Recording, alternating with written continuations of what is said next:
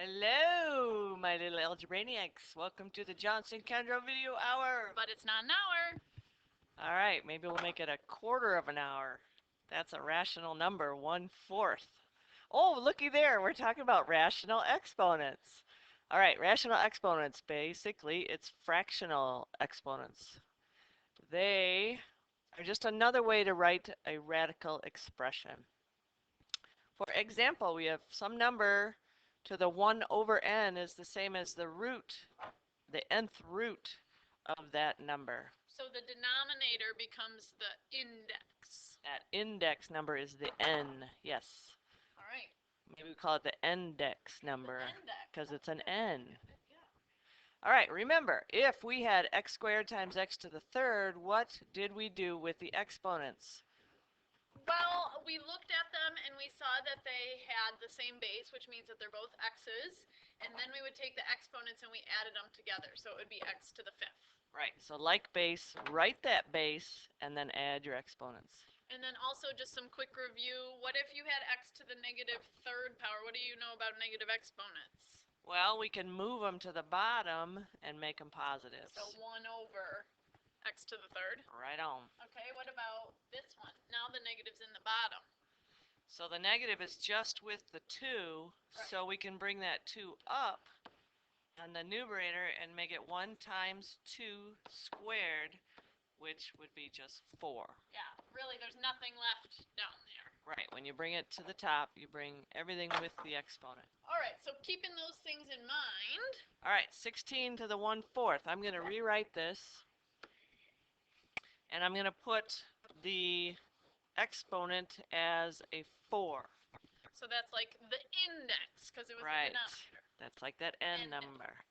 All right, and the 4th root of 16, well, let's see. 2 times 2 times 2 times 2 is 16, so that means 2 is the 4th root of 16. Let's try another one. Okay, we have like bases. So we're going to write that base, and then we add the exponents. 1/2 plus 1/2 is 1 whole. 1 whole, so we can just put 1 there, and we could just call it a 2. Wait a second. Could this be the same? This is a fractional exponent. Yes. So isn't that like a square root? Uh-huh. So what if I did it this way? Oh, that works too. What's square root of 2 times square root of 2? Square root of 4, which is, lo and behold, we get the same thing. So there are different ways to do different problems. All right, here we have square root of 2. Whoopsie. Square root of 2 and the square root of 8. Now, how come I can't do that add it together thing like you did back here? Because they don't have a like base. Got it. All right. So we can put those together. 2 times 8 is 16. And then 4. Boy, that comes out pretty easy. All right, what if the numerator isn't a 1? Let's check this problem out. So if we have the m over n, so it's not like 1 over n, we have an m over n. Well, that m becomes the power, and the n is still the index number. Or now it's written 2 ways here. So the first way that you see, it's like the power is with the number first and then do the radical. That means the same thing as doing the radical part first and then the power. So we kind of just do whatever's more convenient by whatever the numbers are. And I think that when we're simplifying numbers, a lot of times it's easier to try to do the radical first. You're not wrong if you do it the other way, but if you do a radical, it makes numbers smaller. Right. So if you do the m power, that makes it huge, and then trying to bring it back down to small is more difficult. Okay, so we are actually splitting this lesson into 2 days. And the first day, we just do a lot of practice switching between the forms and a little bit of simplifying. So this says write it in radical form. So radical form would have a radical versus an exponent. So here's the first one. X to the 3/5 power. So remember, it was a to the m over n. The n is the radical part, and then the m is the power. So here our numerator is 3/5, or is the 3, and the denominator is the 5. That means that the 5 is the index, and the x to the third is under there.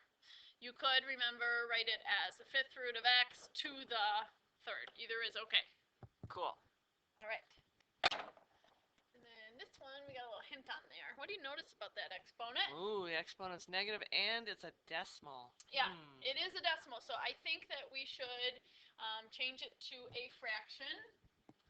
I hate those negative exponents, so I want to take care of that first. So that means the thing is going to the bottom, and then it will become positive. So nothing left. Are you positive? I'm positive. Y to the 2.5 power on the bottom. Now, 2.5 is the same as the mixed number 2 and 1/2. And then we can change that to an improper fraction. Remember, you take the whole number and multiply it by the denominator, then add the numerator. So that's 5/2. 1 over y to the 5/2 power. And then we're going to change it to radicals. Oh yeah, I totally forgot that we were doing that. Yeah. I was just simplifying. Just kidding. Okay, the denominator is the index. Now, I don't actually have to write anything out there. No, because square root is the square. That's the 2. Yeah, it's implied. And then y to the 5th underneath. All right. Now, we may someday have to get that out of the denominator, but for right now, we're just converting. Okay, now we're going the other way. So this time we start with the radical form, and we want to convert it to exponential form. So remember that index that's implied is a 2 out there when it's a square root. That is the denominator of your fraction, and then the power is the numerator, so 3/2. Very good. And I always think of the roots as being the roots of trees. They're on the bottom. Oh, that's really good. Yeah, thanks. Thought of that all by my lonesome. Nice. Okay, so roots of trees. Roots of trees, so 5 is the root, so that goes on the bottom, so the 2 must be on the top, and the b is there. Right out there. All right. Well, we got a little bit more here. It's just some simplifying here. All right, so what if they don't have the same index number, that same number here? This is technically a 2, and I have a 4, so I can't put these together right now. But if I change them to fractions, this is 3 to the 1/2, this is 3 to the 1/4. Because I have the same base, I'm allowed to write that base and add my exponents. Oh no, I have to add fractions. Yeah, well, you know, life is like that. So 1/2 plus 1/4, change the 1/2 to 2/4, and I add them together, I get 3/4. All right, let's try another. Okay, this one. Remember, you have that little 2 implied again. So over here, I have x to the 3/2 on the top, and the root for this one is a 3. Whoops. So I have x to the 2/3. Now I still have the same base. What I'm going to do is bring this one up, but what happens when I move it? It becomes negative. Right. So I have multiply by negative 2/3. Now I have the same base. I write that base, and then I want to add these. Oh, we got fractions again. So I'm going to change them both to 6's in the denominator. So multiply by 3 over 3. So 9 over 6. And then, whoops, I want to make that a plus. I have multiply these by 2 and 2, so I have negative 4, 6. Okay. So x, add these together, I get 5, 6. So we got to remember fractions. Oh my goodness. All right.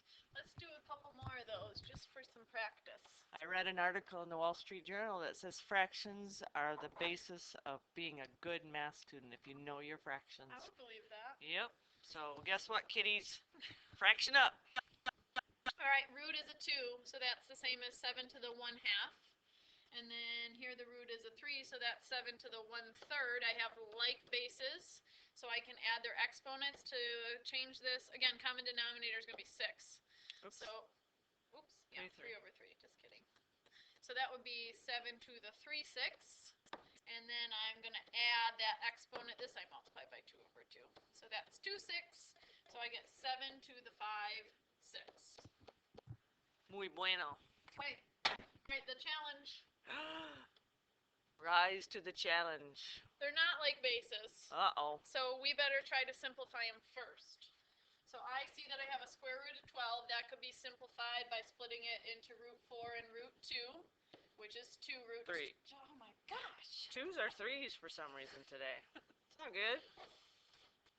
Root 4 and root 3 would be a 2 root 3. Now I'm going to deal with this part over here. This time it's a cube, so be careful.